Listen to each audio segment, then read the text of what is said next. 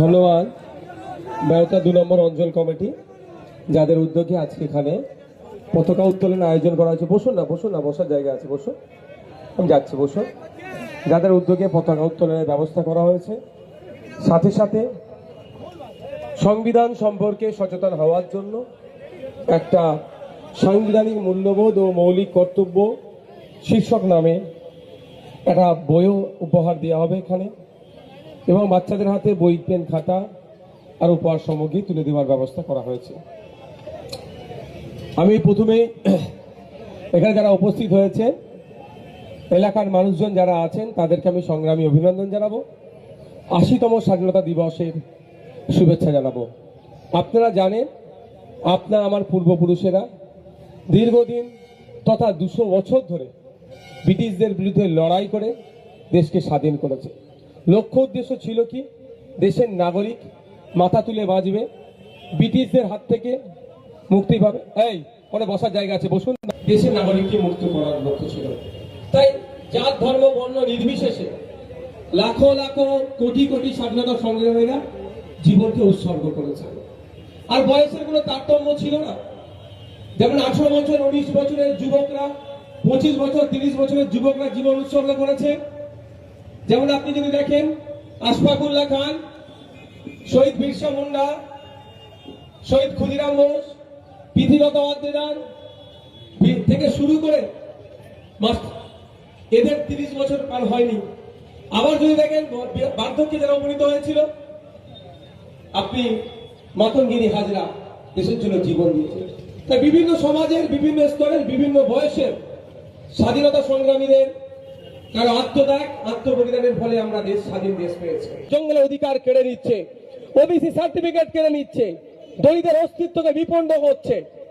আজকে আমাদের নতুন করে ভাবতে হবে, আমাদের পূর্বপুরুষ বীরদের লড়াইকে আবার এগিয়ে নিয়ে যেতে হবে। আমাদের এগিয়ে আসতে হবে কাঁধে কাঁধ মিলিয়ে, জাত, ধর্ম, বর্ণের ঊর্ধ্বে গিয়ে যে দেশকে রক্ষা করব, সংবিধানকে রক্ষা করব। সর্বোপরি আজকে ভোটাধিকারদের যে অবস্থা হচ্ছে, 27 লক্ষ ভোটাররা যে জায়গায় আছে, যে দুশ্চিন্তার মধ্যে আছে, সেই দুশ্চিন্তা মুক্ত করার জন্য আপনাকে আমাকে এগিয়ে আসতে হবে।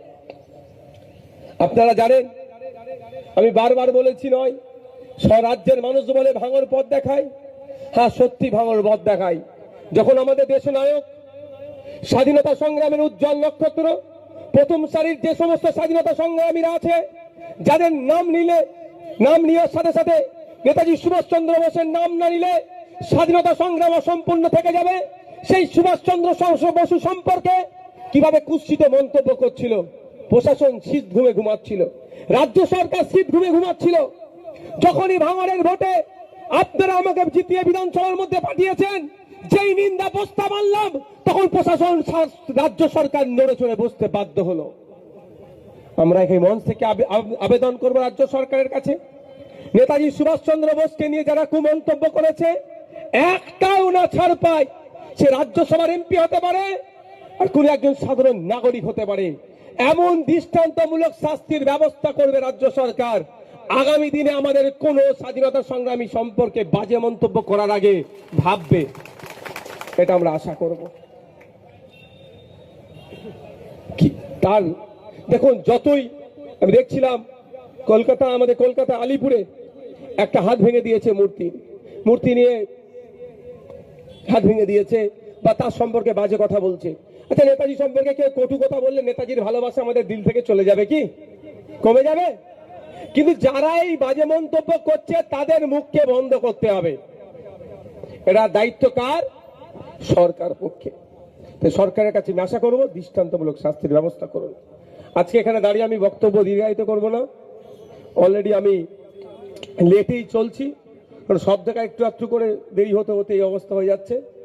আমি আপনাদের একটা অনুরোধ করব, আমরা ফান্ডামেন্টাল রাইটস এর কথা বলি, মৌলিক অধিকারের কথা বারবার চিৎকার করি। আমার মৌলিক অধিকার এটা এটা এটা আমি পাবো, তাই না? আমি ক্ষুধার্ত, আমাকে খাদ্য দাও, আমার মাথার উপরে ছাদ নাই, ছাদের ব্যবস্থা করো, স্কুলে যাবো, পড়ার ব্যবস্থা করো, এই কথা বারবার বলি তো আমরা। কিন্তু দেশের প্রতিও তো আমাদেরকে দিতে হবে কিছু। দেশ আমাদের কাছ থেকে কি চাইছে? ফান্ডামেন্টাল ডিউটি চাইছে। সংবিধানের 51 ধারায় আমাদের ডিউটি, আমাদের কর্তব্যগুলো উল্লেখ করা আছে। তাই আজকে এই স্বাধীনতা দিবস প্রাক্কালে দাঁড়িয়ে আপনাদের বলবো, আচ্ছা এখানে যারা আমরা দাঁড়িয়ে আছি বিভিন্ন পেশার সাথে যুক্ত, কিন্তু একটা জায়গায় আমরা সহমত, দেশ কিভাবে এগিয়ে যাবে, তাই তো ভাই?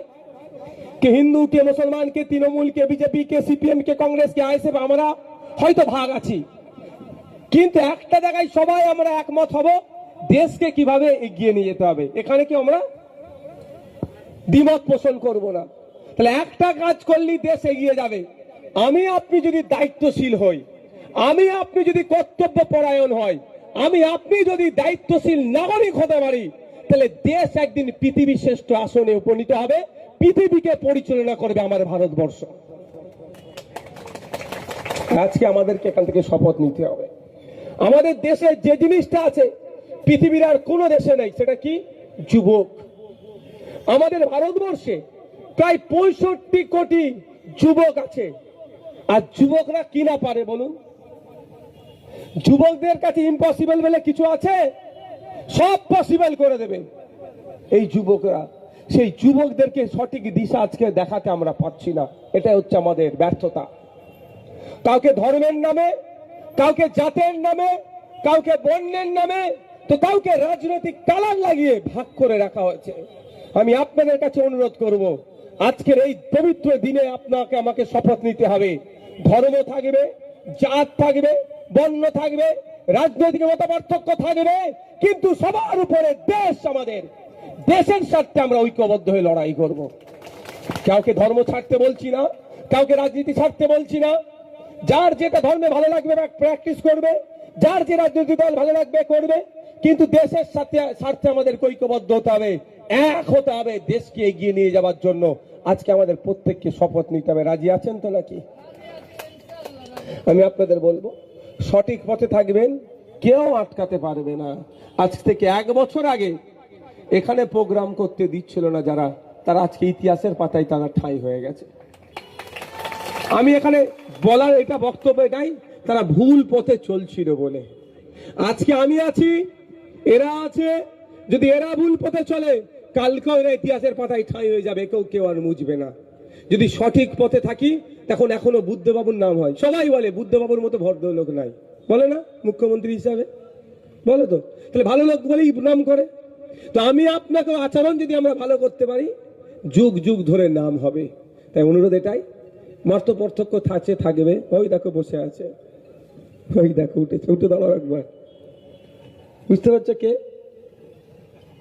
ওকে বাঁচাতে গিয়ে আমার হাতে চোট খেয়েছিলাম, মনে আছে তো? আবার একসাথে জাল গাড়িতে দেখা হয়েছিল, এইখানে ঝামেলা হয়েছিল না? ও বাচ্চারি তখন তৃণমূল করতো, এখন তৃণমূল করলেও আমার রাগ নেই, যার যেটা ইচ্ছা করবে। কি গো, মনে আছে তো? তা আমি এই রাজনীতিটা করি, যার যেটা ভালো লাগবে। একসাথে এক জাল গাড়িতে এসছি, কি বলো তুমি? গল্প করতে করতে এসেছি। বারাইপুর কোর্ট থেকে বারাইপুর জেলে নিয়ে যাচ্ছে, আমি যেই জালগাড়িতে ছিলাম, ওই দাদাও সেই জালগাড়িতে ছিল। জিজ্ঞাসা করুন ওনাকে, একবার আমি একটা জোরে কথা বলেছি নাকি? বরঞ্চ জিজ্ঞাসা করেছি শরীরে চোটফোট লাগে না তো? তুমি ধরা পড়লে কি করে? জিজ্ঞাসা করেছি, তুমি তো শাসকের লোক, তুমি ধরা পড়লে কি করে? এটাই বলেছি নাকি? আমি অনুরোধ এটাই, এটা আসলে মজা করে জন্য বলছি, বসো, যে যার যেটা ভালো লাগবে করুন না, কে বারণ করেছে? সংবিধান যখন আপনাকে অধিকার দিয়েছে, যে দল মত ধর্ম পালন করার স্বাধীনতা দিয়েছে, রাজনীতি করার স্বাধীনতা দিয়েছে, করুন না। কেন মারামারি হানাহানিতে জড়াবেন? লাভটা কি হবে? নেতাদের লাভ হবে, আপনাদের কিচ্ছু হবে না। তাই আজকের এই পবিত্র দিনে আপনাদের বলবো, শপথ গ্রহণ করুন যে আমরা আমাদের আচরণে ভাঙরের না বদনাম হয়, আমাদের আচরণে দেশের না ক্ষতি হয়ে যায়। আমরা সবসময় পজিটিভ চিন্তা ভাবনা করবো, নেগেটিভ গুলোকে বর্জন করবো, সবসময় পজিটিভ। আমার চাল চলন, কথাবার্তা, কাজ কাম, আমার দেশ কিভাবে এগিয়ে যাবে, আমাদের ভাঙর কিভাবে এগিয়ে যাবে, এই মাইন্ডে নিয়ে আমরা চলবো। সকলে ভালো থাকবেন।